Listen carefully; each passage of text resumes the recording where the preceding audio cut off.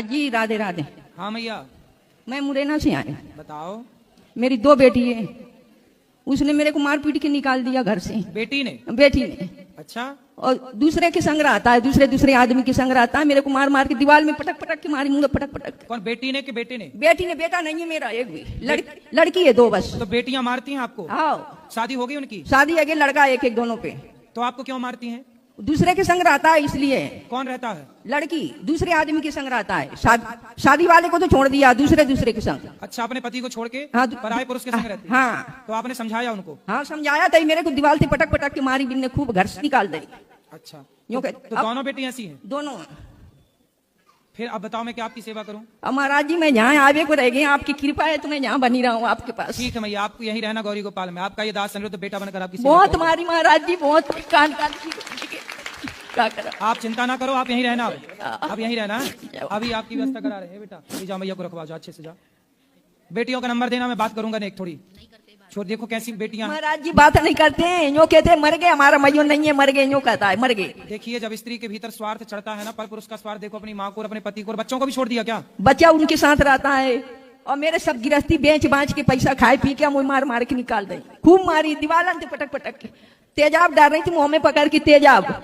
फिर बड़ी मुश्किल से निकल के आई महाराज, ऐसे शीशी तेजाब के डारे मुंह में डाल रहा था। बड़ी दुष्ट बेटियां हैं भाई, क्या करें बताओ। ऐसी बेटियां, गजब कर दिया बेटियों ने। बहुत मारी महाराज जी, आपके पास शरण में आए। तो आपका घर कहाँ? घर मुरैना है। तो वहाँ घर पे अब किसने, कौन रहता है घर पे? कोई नहीं है महाराज जी, आदमी खत्म है गए, आदमी आए नहीं। तो आप यहाँ रहोगी तो घर पे कौन रहेगा फिर? कोई नहीं है घर पे मेरा। बेटी है तो बेटी तो बाहर आते ग्वालियर, ग्वालियर रात में। नहीं, आपका जो घर था वो घर पे अब कौन रहेगा? घर नहीं महाराज जी, बेच बांच के वो तो। अच्छा, किसने बेच दिया? देवर ने बेच दिया, जुआ में। देवर ने? हाँ, देवर ने घर बेच दिया, बेटियों ने घर से निकाल दिया। ठीक है, अब आप यहीं रहना, चिंता। ये कौन है आपके बगल में? महाराज जी राधे राधे। ये जा रहे थे तो मैंने इनको जगह के लाए। महाराज जी इनका प्रश्नोत्तरी कार्यक्रम है, उनमें बताओ। क्यों कह रहे हैं यहाँ तो पैसा वाले नहीं लेते, गरीबन ने नहीं लेते। तो मैया आपको देखो, आप ऐसा क्यों झूठ बोलती हो कि पैसा वाले ने लेते हो? मैं ना कही महाराज जी, मैंने कहते ना कही महाराज जी। आप यहीं रहो यहाँ। तो मैया आप जैसी जरूरतमंद माँ की सेवा करते हैं। मैं तो आपके शरण में आए, मुझे राख ले, मेरी बेटा बन जा, चाहे कछु बन जा। नहीं, मैं आपका बेटा ही हूँ, आप चिंता ना करो। रखवा दो बेटा, जाओ मैया को ले जाओ, रखवा जाओ, अच्छे से भोजन प्रसादी कराओ। गुरु जी राधे राधे। मैं बिहार दरभंगा जिला से आया हूँ। मुझे 4th स्टेज कैंसर हो गया है। अच्छा। मैं माँ भी साथ में, पापा भी आया हुआ है। अब मैं ज्यादा दिन जी नहीं सकता हूँ क्योंकि मेरे को इलाज चला, कीमो, मेरे को 14 कीमो हो गया है। मैं नशा वशा कुछ नहीं किया हूँ। मैं मोमोज, चाउमीन, भटूरे ज्यादा खाता था, उससे मुझे 4th स्टेज कैंसर हो गया है। अब मेरा चाउमीन बर्गर खाने से कैंसर? उससे डॉक्टर ने बताया। तो मेरा अभी आंत बाहर है। अच्छा।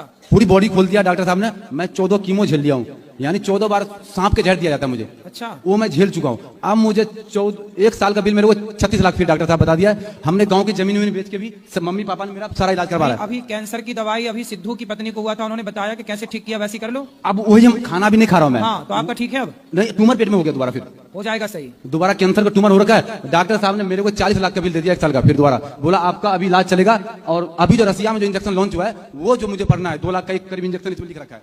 चलो मुझे पढ़ना है, ठीक करेंगे। जरा मेरे को हेल्प चाहिए होगा। आप खाने पीने पे कंट्रोल करो, सब सही होगा। राधे राधे गुरु जी। जी, मेरा ये सवाल था गुरु जी, हम बिहार से आए हैं, भागलपुर जिला से।